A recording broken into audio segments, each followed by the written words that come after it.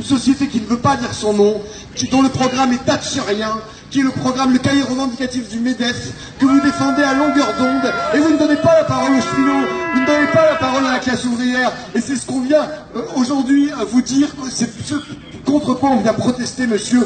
On doit avoir enfin la parole aux cheminots, la parole au monde du travail, la parole à la classe ouvrière, et faire taire un peu ces think tanks libéraux dont votre chaîne s'est fait le héros et les représentants. Voilà, c'est ce qu'on vient vous dire.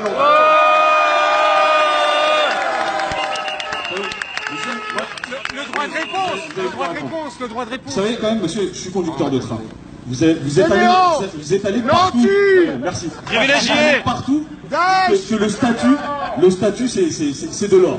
C'est pas de l'or. Je travaille en 3-8 comme tout le monde. Je me lève le matin, je me lève à 3h du matin, des fois je me couche, il est 3h du matin. On travaille en 3-8, 7 jours sur 7, et 24 heures sur 24. Vous savez ce que c'est que le statut aussi, monsieur? C'est quand je me lève le matin, et que le train qui n'a pas été réparé, et c'est pas des pneus, hein, pour revenir sur ce que le TF1 aurait pu dire. Je vous rappelle quand même qu'on est équipé de quelques bogies.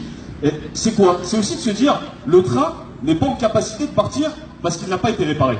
Les freins ne sont pas bons ou il ne peut pas partir en sécurité. Et bien moi, j'ai la chance de pouvoir dire non, je ne le prends pas parce que je ne transporterai pas des voyageurs dans cet état-là. Article 2202. C'est ça que le statut protège. C'est là où on est protégé par le statut.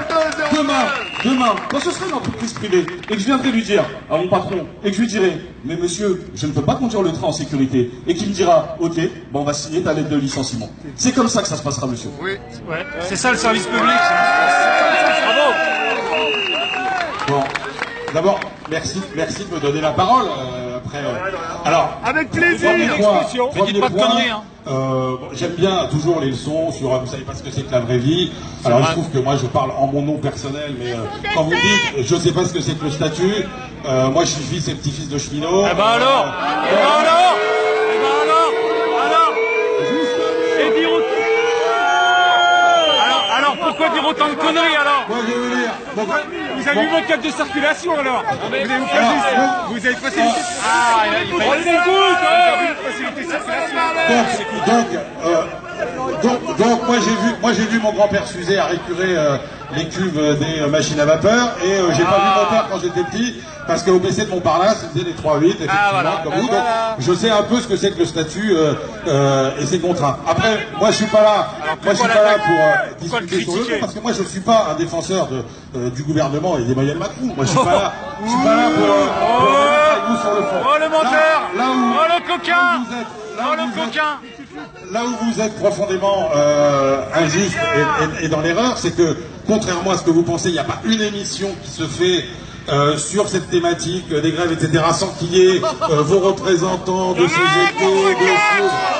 c'est que j'en ai vous avez des organisations syndicales, elles ont des porte-paroles, voilà, c'est tout, nous on fait ce qu'on fait. Donc, objectivement, après qu'il y ait des gens qui expriment, après accepter aussi qu'il y ait des gens qui aient des points de vue différents, qui trouvent que la façon dont c'est organisé aujourd'hui, ça fonctionne pas. Nous, on donne la parole, objectivement, on donne la parole à tout le monde. Voilà. Et après, mais les usagers, il n'y a pas besoin de démonter contre vous quand ils n'ont pas de train, etc. Oh, c'est pas gentil. Oh, c'est pas gentil. Escroc. Moi je tiens à vous dire d'abord que la désorganisation dans la boîte, elle est essentiellement consécutive aux milliers d'emplois qui ont été supprimés ces 10 dernières années. Vous savez qu'on a supprimé plus de 30 000 emplois dans la boîte en 10 ans. Voilà ce qui conduit à la désorganisation des circulations, au fait que les trains soient supprimés ou que des trains tombent en panne. Moi je voulais revenir aussi parce que j'ai entendu beaucoup de choses de la part de vos économistes à pensée unique, parce que sur vos chaînes, on ne voit, on n'entend que des éditorialistes ou des économistes à tendance libérale. Le gouvernement ne va même jamais assez loin dans le libéralisme. Jamais. Donc à un moment donné, il s'agit de dire stop. Quand par exemple on nous parle de notre salaire moyen de cheminot à 3 000 €. Et qui gagne 3 000 € ici? Non mais, effectivement, on parle de salaire moyen. Mais pourquoi ne pas parler de salaire médian plutôt? Plus de 60% des cheminots touchent moins de 1 600 € par mois. Là effectivement, lorsqu'on entend... Effectivement... effectivement, lorsqu'on entend des salaires comme celui versé à la ministre actuelle des Vermets, Madame Parly, 55 000 € par mois, effectivement, la moyenne. Donc voilà, ça c'est des propos scandaleux. On a aussi entendu des propos sur nos congés. Alors on sait même plus. Hein. À un moment donné, on avait 118 congés, après 58, nous avons 28 congés. 3000. Comme la plupart des salariés de ce pays.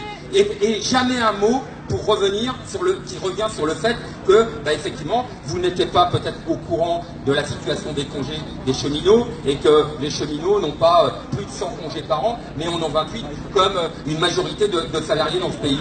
Donc voilà, aujourd'hui, vos deux chaînes ne diffusent que des discours à tendance libérale. Bon, on sait bien pourquoi. Vos patrons sont partis, c'est les grands groupes.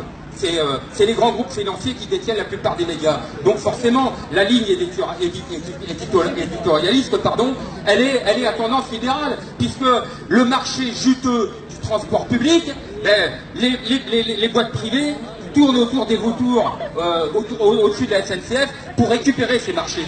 Alors, on va privatiser, on va lancer des appels d'offres sur ce qui est rentable, sur les lignes rentables, celles qui vont faire gagner du fric au privé au détriment du salarié et du dumping social dans la boîte, et on va laisser aux régions, mais les élus locaux ne sont quand même pas dupes, ils connaissent le milieu politique, et le fait que le gouvernement leur envoie la patate chaude. Les 9000 km de lignes qui devaient être supprimées dans le rapport Spinetta, le gouvernement de bonne grâce ne les supprime pas. Oui, ce sera aux régions de les faire. On rebalance aux régions et asphyxier financièrement pour maintenir ces lignes ferroviaires. Et les régions n'auront pas d'autre choix que de fermer ces lignes, de virer les salariés qui exploitent cette ligne, ou alors mettre en place les fameux bus Macron qui ont coûté la bagatelle de 150 millions d'euros pour rétablir un équilibre concernant chez nous, puisque c'est une entreprise déficitaire. Donc voilà, je crois qu'à un moment donné, le discours libéral, il y en a marre. À un moment donné, il s'agit aussi pour vous d'arrêter de pratiquer de la désinformation et de faire votre boulot de journaliste qui est d'informer. Voilà, messieurs.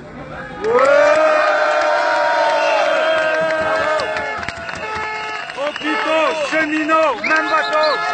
Hôpitaux, cheminots, même bateau. Une réponse, une réponse, une réponse, une réponse.